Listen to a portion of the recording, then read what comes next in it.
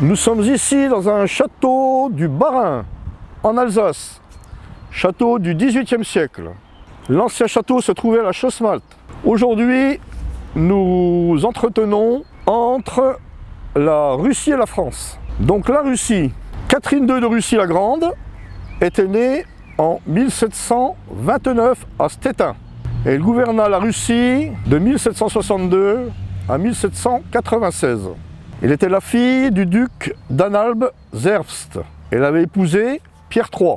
Autodidacte convaincue, elle protégea néanmoins les philosophes et les écrivains français. En 1775, elle rénova l'administration de son pays. Elle fit en sorte que l'Ukraine se développe, ainsi que la Volga. Elle mourut en 1796. Pour donner une correspondance, puisque nous allons parler de la France, en 1796, le directoire fonctionnait depuis 1 an. Au XIXe siècle, Nicolas II était venu rendre visite à la comtesse Mélanie de Pourtalès dans son château de la Robertsau. C'est un château qui était une maison bourgeoise que le comte de Pourtalès avait aménagé avec 2 tours car il était banquier. En France, au XVIe siècle, puisque cela est notre étude principale, se trouvait la famille Gouraud de la Blanchardière, en Anjou, dans le Maine-et-Loire. Ces gens étaient également appelés les Gouraud de Chanzeaux.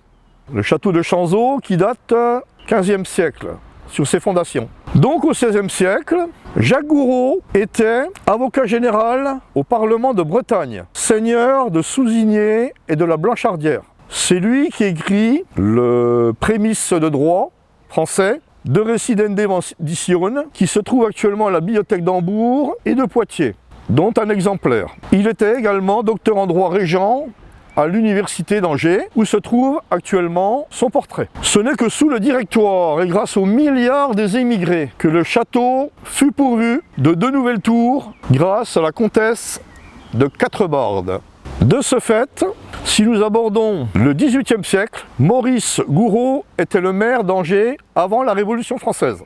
Son fils Constantin s'appelait Constantin Angers Gouraud, il portait le nom de la ville. Cette personne émigra au moment de la Révolution. De ce fait, l'aigle bicéphale est français. Sub umbra alarum, sous la protection des ailes de l'aigle bicéphale, en français, les habits du latin. La légende dit que l'aigle ressuscite de ses cendres s'il est tué, brûlé ou anéanti.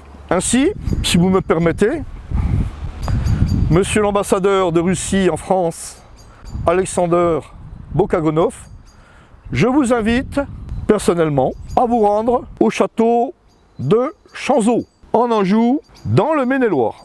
J'aurais une pensée également pour Monsieur Sergei Girnov, écrivain, que je lis actuellement. Monsieur Sergei Girnov, si vous me permettez, je vous lis assidûment. Nous allons passer maintenant à des sujets d'actualité. Mademoiselle Kim Jong-un, je vous invite à venir à Ilkirchgrafenstaden afin de voir de quelle façon vivent les gens, ainsi que Mademoiselle Poutine est invitée à venir nous voir et éventuellement se rendre également au château de Chanzeaux. Au sujet des rois de France et de la comparaison de la gouvernance vis-à-vis de la Russie, Catherine II, dite la Grande, étant décédée en 1796, en France, nous avions donc le règne de Louis XV. De ce fait, pour faire une comparaison entre la gouvernance de Russie et celle de la France, sachant que Catherine II de Russie, dite la Grande, était décédée en 1796 sous le directoire, étant née en 1729, elle connut donc le règne de Louis XV et début de règne de Louis XVI. Maintenant, au XVIe siècle, nous avions les Valois, Louis XII, François Ier, Henri II, Charles IX, Henri III et Henri IV. Henri IV début de règne, début du XVIIe siècle. En nota, je voudrais dire qu'un gourou avait conseillé le mariage de Marguerite de Valois et d'Henri IV. En ce qui concerne les faits d'actualité, les faits divers, j'aimerais parler de la bande de Gaza et d'Israël.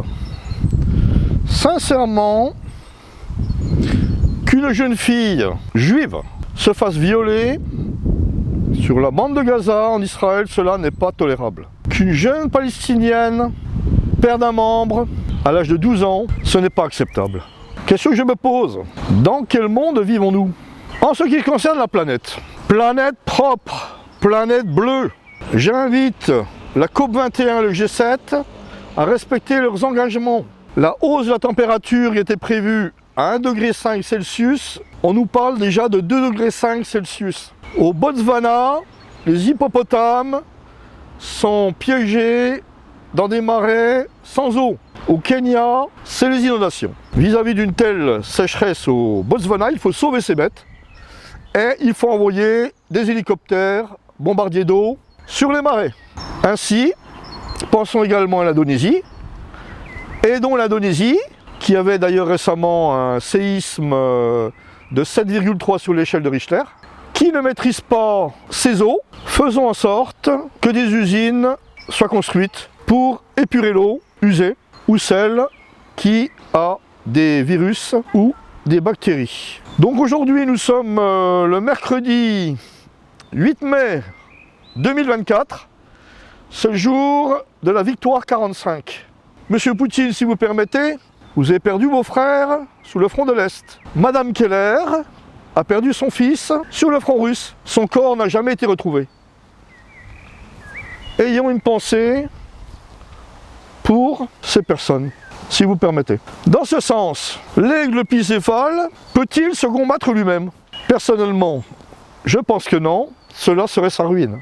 Je ne mettrai pas d'avoir une pensée pour les familles russes endeuillées, meurtries dans leur chair, lors de l'attentat qui a eu lieu à Moscou, au Crocus State City, récemment. De ce fait, il faudrait rendre visite au chef islamique de l'État islamique du Khorasan afin de faire baisser la pression internationale. Je suis citoyen français, citoyen européen, citoyen du monde. Je vous remercie.